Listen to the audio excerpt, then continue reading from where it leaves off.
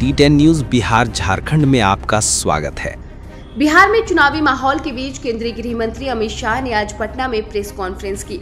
उन्होंने बताया कि यह प्रेस कॉन्फ्रेंस सरदार वल्लभ भाई पटेल की 150वीं जयंती के उपलक्ष्य में आयोजित की गई है।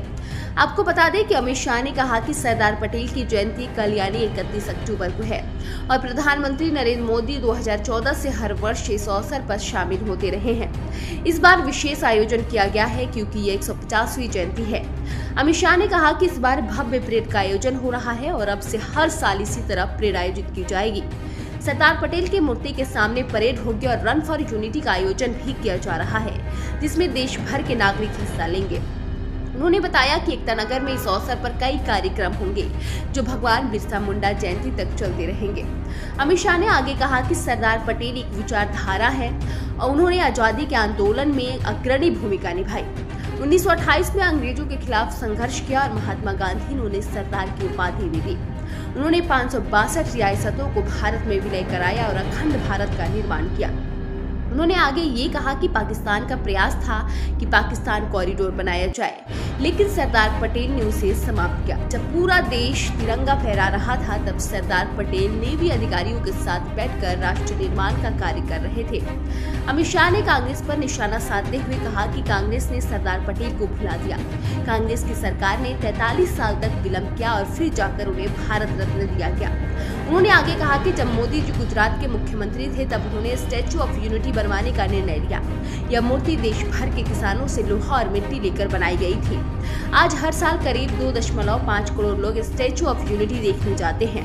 वहां पटेल गार्डन, जंगल सफारी, मॉल और नर्मदा के तट पर पर्यटन सुविधाएं भी उपलब्ध है। अमित शाह ने आगे कहा कि कल सुबह 7:55 पर प्रधानमंत्री नरेंद्र मोदी परेड की सलामी लेंगे और इस परेड में सीआरपीएफ, पैरामिलिट्री फोर्सेज, बीएसएफ का ऊँट दस्ता, असम पुलिस, एनएसजी और एयरफोर्स की शौर्य किरण टीम शामिल होंगी।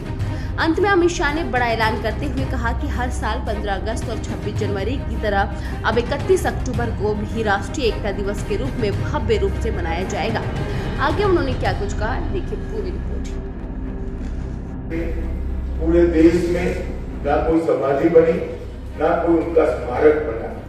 जब नरेंद्र मोदी जी गुजरात के मुख्यमंत्री बने तब उन्होंने स्टैच्यू ऑफ यूनिटी की रचना की और एक भव्य स्मारक जो पूरे विश्व में आज प्रसिद्ध हो चुका है, वो सरदार पटेल के स्मारक बनाने का काम नरेंद्र मोदी जी।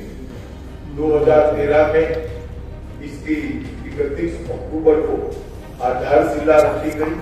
182 मीटर ऊंचा स्टैच्यू ऑफ लिबर्टी से भी ऊंचा ये स्टैच्यू ऑफ यूनिटी 57 महीनों में पूरा किया गया और सरदार साहब का जीवन किसानों को समर्पित था। इसके बनाने में जो इस्पात का उपयोग हुआ, जो लोहे का उपयोग हुआ, देश भर के किसानों से लोहा एकत्रित किया गया, किसानों के औजारों को एकत्रित किया गया, इसको पिघलाकर लगभग 25,000 टन लोहे का उपयोग कर स्टैच्यू ऑफ यूनिटी को बनाया गया। 90,000 घन मीटर कंक्रीट और 1700 टन से अधिक कांसा का उपयोग कर एक अविस्मरणीय स्टैच्यू ऑफ यूनिटी बनाया गया है और आज स्टैच्यू ऑफ यूनिटी सरदार साहब को श्रद्धांजलि देने का, इनके प्रति श्रद्धा व्यक्त करने का एक प्रमुख पर्यटन स्थल बन चुका है। रोजाना लगभग 15,000 लोग स्टैच्यू ऑफ यूनिटी पर आते हैं।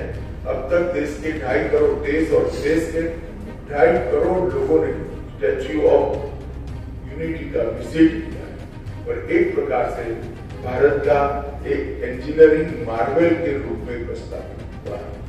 नरेंद्र मोदी जी ने इसके आसपास 14 प्रकार के अन्य पर्यटन आकर्षण खड़े कर पर्यटकों का एक प्रिय स्थल बनाया है।